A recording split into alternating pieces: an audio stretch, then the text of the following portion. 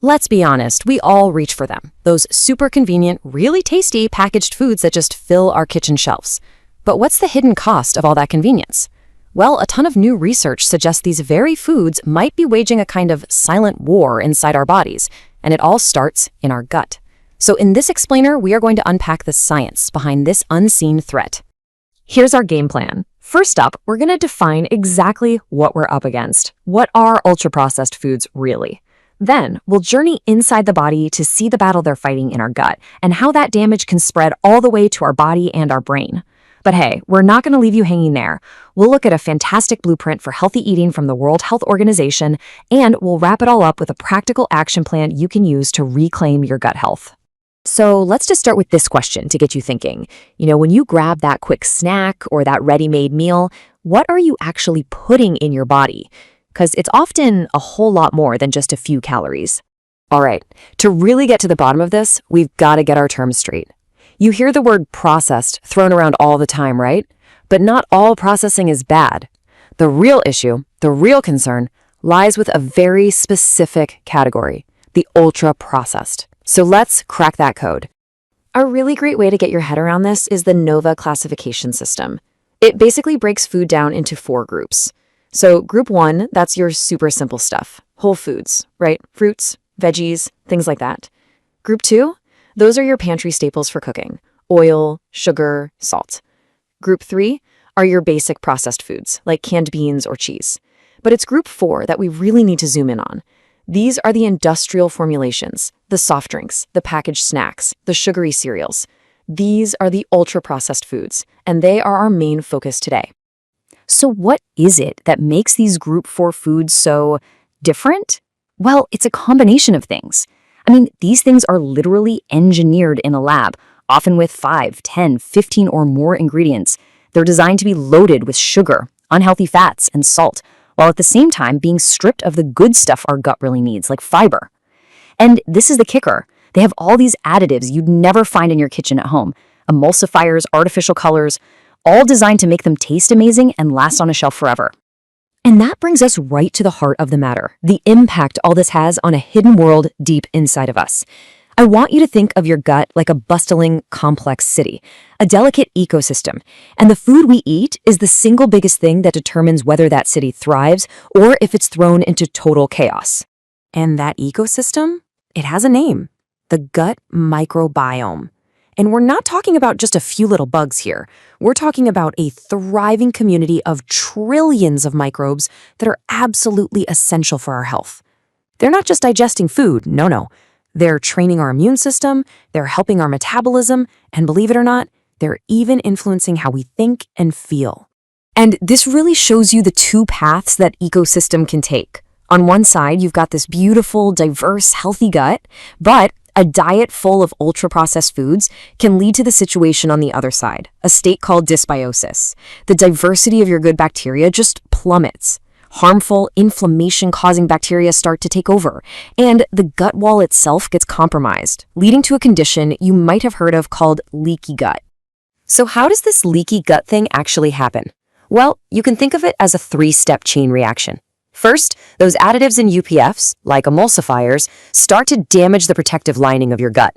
Then, this damage creates little gaps, allowing nasty stuff, like a bacterial toxin called LPS, to leak out of the gut and into your bloodstream where it doesn't belong. And the final blow? Your immune system spots these invaders and goes on high alert, triggering this chronic, low-grade inflammation that spreads throughout your entire body. And you can really see that shift in power right here. A diet high in these ultra-processed foods causes a massive drop in the good guy bacteria that keep our gut walls strong and healthy. At the same time, it basically rolls out the red carpet for the bad guys, the pro-inflammatory bacteria. It's a total regime change, tipping the balance inside your gut towards constant simmering inflammation. And listen, this isn't just some local issue happening down in your gut. This is where things go system-wide. That chronic inflammation that starts in the gut has huge, far-reaching consequences for both our physical and our mental health. The ripple effect from this is just staggering. It's a major driver of metabolic problems like type 2 diabetes. An unhealthy gut can also produce harmful byproducts that get into your blood and are directly linked to a higher risk of heart disease. And of course, it's a major factor in gut conditions like IBD and is even linked to an increased risk of colorectal cancer. But the story doesn't stop there. There's this incredible two-way superhighway of communication in your body called the gut-brain axis. What happens in your gut absolutely does not stay in your gut. It sends direct signals to your brain, influencing everything from your mood to your memory. And I want you to really let this sink in. This isn't some fringe idea. As this powerful quote from the research states, these disruptions in the gut can be a direct contributing factor to some of the most serious brain conditions we face, from Alzheimer's and Parkinson's to depressive disorder. The evidence is just piling up. Studies have found a straight line relationship. The more ultra-processed foods you eat, the higher your risk of depression. These high-fat, high-sugar diets have even been shown to speed up the buildup of those beta-amyloid plaques, a key marker of Alzheimer's disease. The connection to our mental health is just becoming undeniable. Okay, so that was a lot of doom and gloom about the problem. But the good news is there's a solution. And for that, we can turn to a global authority for a simple, clear blueprint, the World Health Organization. The WHO has laid out these really practical, evidence-based targets that are designed to protect us from the very health issues we've been talking about. So let's dive into what they recommend. Okay, first target, fat. The goal is to keep your total fat intake under 30% of your daily calories. But, and this is the important part, it's about shifting away from the saturated fats you find in UPFs and towards healthier, unsaturated fats from things like avocados, nuts, and olive oil. Next up, sugar.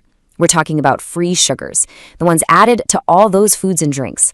The WHO says we should keep these to less than 10% of our daily energy. And if you really want to boost your health, they say, try to get it under 5%. That's a massive difference from what you find in a lot of packaged snacks. And finally, salt. The target here is really simple. Less than 5 grams a day, which is about 1 single teaspoon. Just sticking to that one little limit is one of the best things you can do to prevent high blood pressure and lower your risk of heart disease and stroke. Okay. So those numbers are great targets, but how in the world do we actually do that in our real busy lives? Well, this last section is all about your personal action plan, real concrete steps you can take starting today to fight back and support your gut. So what's the game plan? Well, it all starts on your plate. First, just try to prioritize whole foods, anything from that Nova Group 1 we talked about. Actively feed your good gut bacteria by pumping up your fiber from fruits, veggies, and whole grains. Then bring in some reinforcements. Fermented foods like yogurt or kefir are packed with beneficial probiotics. And finally, become a label detective. Hunt for that hidden sodium and sugar, and maybe try steaming or boiling instead of frying. And, it's really important to remember that this isn't just about food. Your whole lifestyle is a powerful tool. Regular exercise can actually increase the diversity of your gut microbes. Managing stress is critical because remember, that gut-brain highway works both ways. And getting good, consistent sleep is absolutely essential. It's a whole body approach. So it all comes back to this one simple idea, a choice. Every single meal, every single snack, it's an opportunity. It's a chance to either fuel inflammation or to nourish the trillions of tiny allies you have inside you. The power is right there on your plate.